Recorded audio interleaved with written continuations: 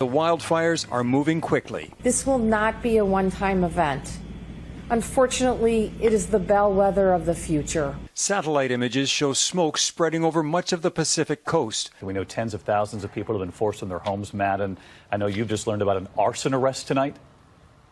And David, that suspect was arrested in the Medford area. That's where 600 homes burned to the ground. He faces 2 counts of arson and possibly murder charges. Now look up here in Washington. Hold on. I checked Washington last night and there were no fires.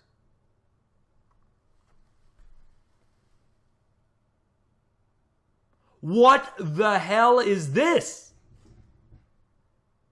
What the hell is that?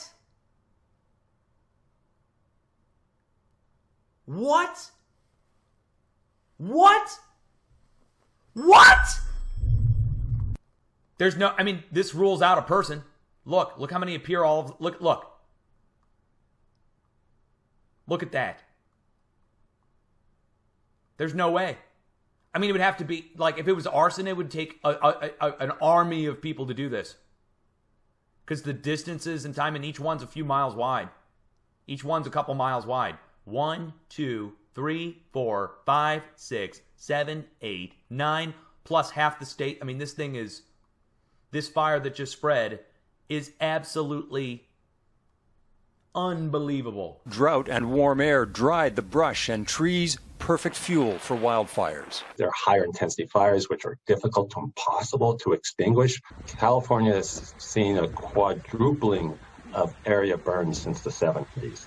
And this is largely due to climate change. Seeing devastation almost every year now, Western governors are not among the climate deniers. This is an extraordinary series of events we have suffered. They are the result of catastrophically dangerous climatic systems.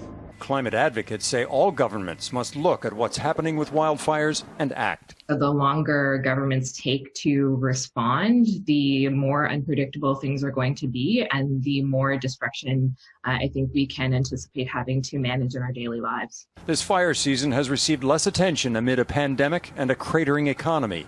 But 2020's wildfires are, say scientists, historic, and there will be more of them in the future. Hundreds of homes destroyed, the death toll rising, smoke now obscuring the sun for 1,000 miles. The city of Talent, Oregon, nearly wiped off the map tonight. And in California, several fires now merging into one. At least 12 lives already lost in that state. The death toll rising tonight, at least 17 people killed across 3 states. California's North Complex fire claiming at least 10 lives.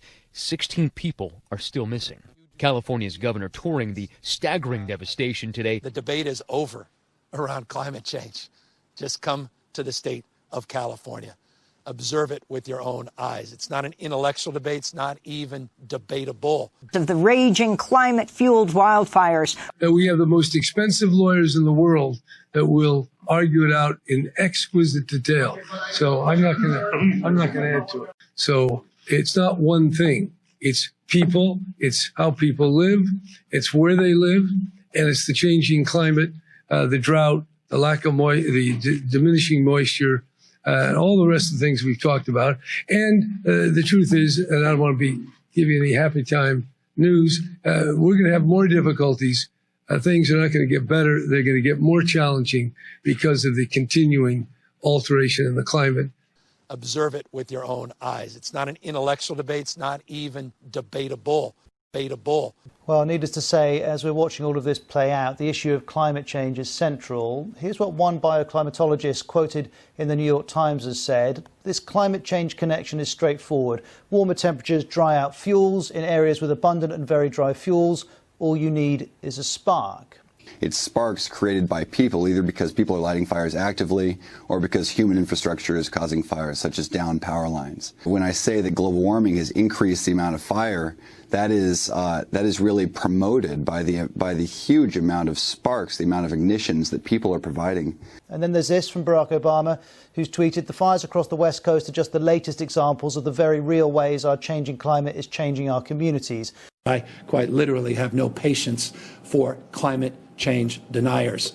It simply follows completely inconsistent that point of view with the reality on the ground, the facts as we are experiencing. You may not believe it intellectually, but your own eyes, your own experiences tell a different story, particularly out here in the West Coast of the United States, and particularly here in the state of California. I quite literally have no patience for climate change deniers.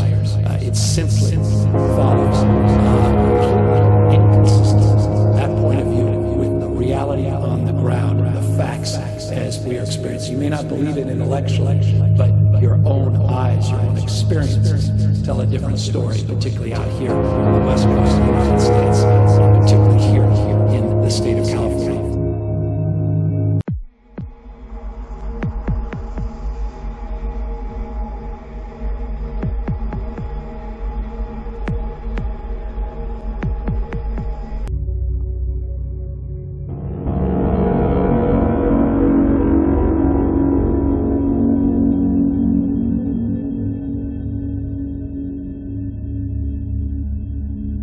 The truth is, and I don't want to be giving any happy time news. Raging wildfires fueled by fires have raged at least.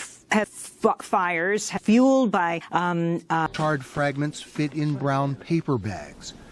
The Federal Climate Report released last month warns increasing extreme heat and drought conditions could make future wildfires even worse. It never occurred to me that these two buildings would come down.